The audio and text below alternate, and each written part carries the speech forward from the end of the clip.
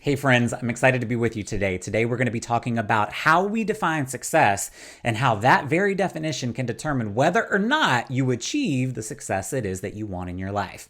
Let's dig in.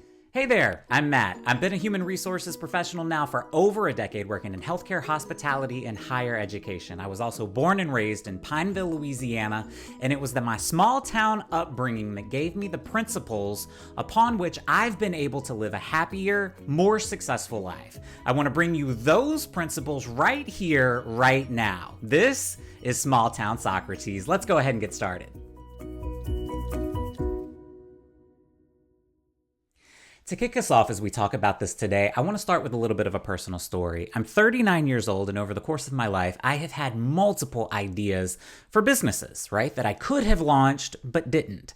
I didn't launch them because of fear, anxiety, doubt, all of that, plus the fact that I was kind of overwhelming myself trying to figure out what to do next. I would take a look at different businesses that were out there, realize that, wait a minute, I don't know how to start an Amazon. I don't know how to start a Google. I would get overwhelmed and I would shut myself down before I even launched.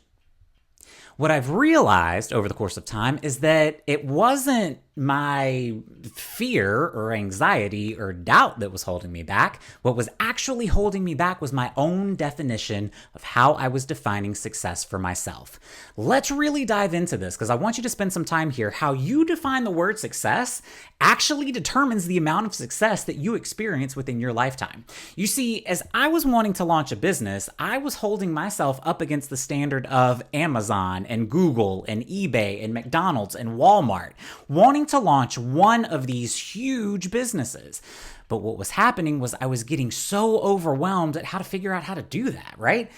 I'm a simple guy from Pineville, Louisiana. I don't know how to do all of that. So instead, I want you to do what I had to do. I want you to change how you think about success. The good news here, friends, is that we get to determine how we define success for ourselves. And what I encourage you to do is, as you have these goals and aspirations within your own life, figure out what it would mean for you to be a success more immediately in the short term. In other words, what will it take for you to do today to feel successful? And that's how I want you to define success. If you are interested in starting a business, maybe you go out and research an LLC, figure out what the definition of that is and what it takes to establish one in your particular area. If you are interested in starting a YouTube channel, much like I am, maybe you start doing your research, you start following other channels that are out there and follow the recipe of success that they have built for themselves.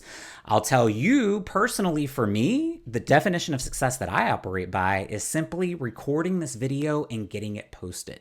I know that if I do that and get out of my way long enough to do that much, then I myself have been a success. What's really curious about this approach is I want you to do that same thing, but I want you to do it every single day of your life, right? So in other words, if I establish my definition of success today, and I say that my definition is to record this video and post it, and then I go do it, then I can put a check mark next to feeling like a success today. I can do that same thing tomorrow. I can do the same thing the day after that. Fast forward to the last day of your life. If you have been a success by your own definition every single day, then your lifetime at the very end of it is also an overall success. That's the name of the game. You have to reframe your approach to the definition of the word. If you start there, you can start taking these small incremental steps. By the way, the Amazons, the McDonald's, the Walmarts, the eBays of today, they certainly didn't look like that when they first started. I mean, think about it. Amazon started, you all, out of a house garage. I do want to make a really, really important distinction here. As you are thinking through your own definition of success and what it's going to take for you to be successful today, I want you to know a very important detail. The fear, still going to be there. The anxiety, it's still going to be there, right? The worry about what other people are going to think. If you are really putting yourself out there and doing your best to do something new for the world, folks are going to have opinions about that, and you're going to feel a way about it. Do it anyway. Right? Make your definition of success clear, make it actionable, and make it easy for you to achieve. Again, we're trying to make this immediate. So if you were a success today, figure out what that's going to take. Once you do it, check the box off to success, and then we start focusing on the next day.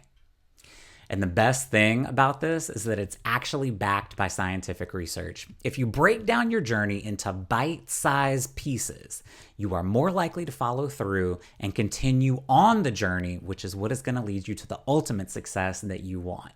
Do these things, and I guarantee you, when you look up a year from now, you will be surprised at where you have landed.